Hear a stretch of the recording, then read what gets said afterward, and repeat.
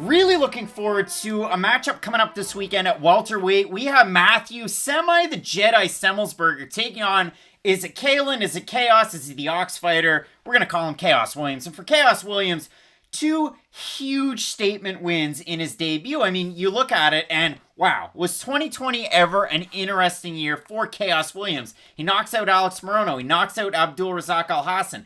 He loses the decision to Michel Pereira, and we'll talk about it. I mean, we have to, but you go back to that fight, it was really frustrating. I know it was a split decision. Khaos had more strikes. Pereira had the late takedowns in the second round. It was just an overall frustrating fight if you're Khaos Williams. And from what we had seen on his regional scene and from what we'd seen out of those fights, didn't really fight the highest level of competition. Had some nice wins. Really reminiscent of like a Daniel Rodriguez type where U.S. regional scene, I'm beating the guys I should beat in impressive fashion. I end up at the UFC at 170 pounds, and he's had largely entertaining fights. That's what you're getting out of Khaos Williams, but kind of to the nth degree. So if you do look at it, I mean, 27-second finish, 30-second finish, and then a decision. For Matt Semelsberger, this is a guy that spent 4 years as a strong safety at Marist College.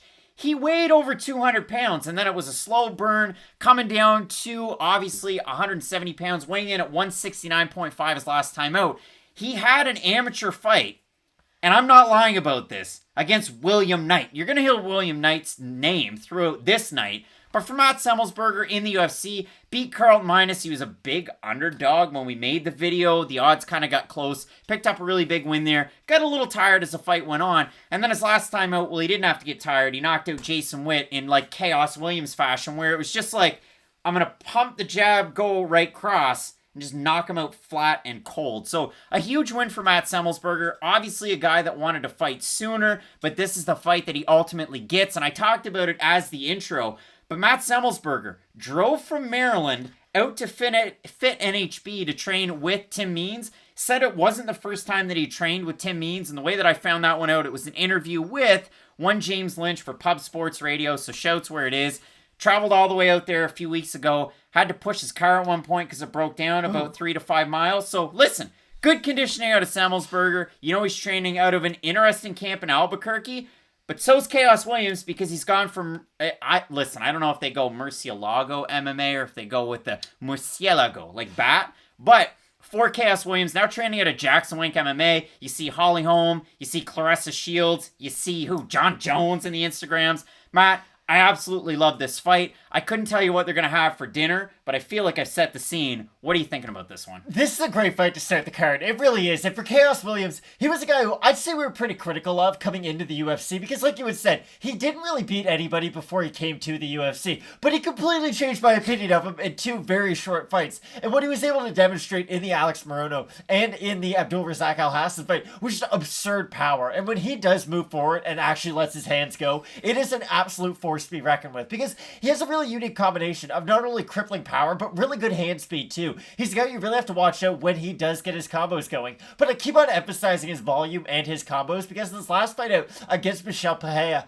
he just didn't look that good. Like he didn't throw his hands at all. He just kind of stood there and watched a lot throughout that fight. And it was a frustrating fight on many different levels because it was a fight that I think a lot of people were looking forward to as a potential fight of the night. And it did not deliver whatsoever. But the really frustrating thing was, and I'm almost certain this was the case, was both guys had so much respect for each other and each other's knockout ability is that they never really wanted to engage all that much. And that was the problem for Khaos Williams. The thing that we knew him for going into that fight was the thing he refused to do. Because the thing with Khaos Williams is, if he gets into those like 50-50, I hit you, you hit me kind of fights, he's going to be able to beat like borderline top 15 guys just on the off chance he catches their chin. I'm not saying technically he's going to be able to hang with those guys. I'm just saying he's got that 50-50 style where on the off day, he can pretty much catch anybody. And for Matt Semelsberger, I didn't really think much of him going into that Jason Witt fight. I thought, oh, okay, this will be an interesting matchup. I wonder how good his takedown defense is going against Jason Witt. But what he demonstrated was, and exactly what you said, he had hands like Khaos Williams in that fight. And that's what's interesting. Like, if he falls in love with his hands and tries to go out there and strike with Khaos Williams like he did against Jason Witt, A, terrible job by his coaches. I really doubt he's going to do that. But B, I see Matt Semelsberger as being the more skilled of these two fighters. I'm just worried that will he fall in love with his hands, especially after that Witt knockout. That's a crazy thing because let's talk about it this way and put it in these terms. Is Matt Semelsberger better than Alex Morono?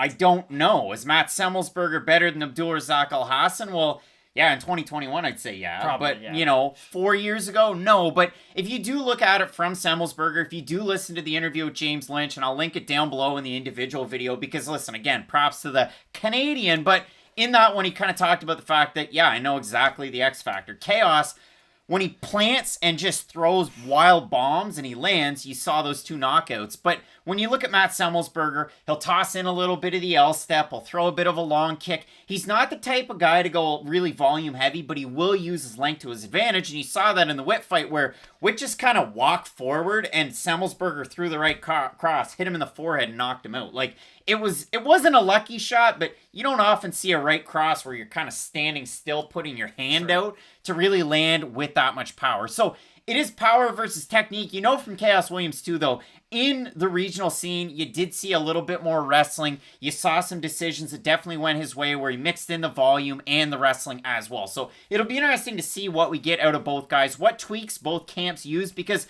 for Semelsberger coming out of Crazy 88 MMA, Coach John DeBrug, who, apologies, I said DeBruggle in every single Semelsberger thing, so I had to get that one out there, but definitely has a good game plan as far as that jiu-jitsu is concerned. But I really do like this fight. When I look at the odds, Matt, Khaos Williams open to -150, he's -175 now. For Semelsberger, open to +130, he's at about a +145. And if we have a look over on Topology, 745 total votes, 80% Williams, 86% by knockout. For the 20% that have Semelsberger, 63% by decision.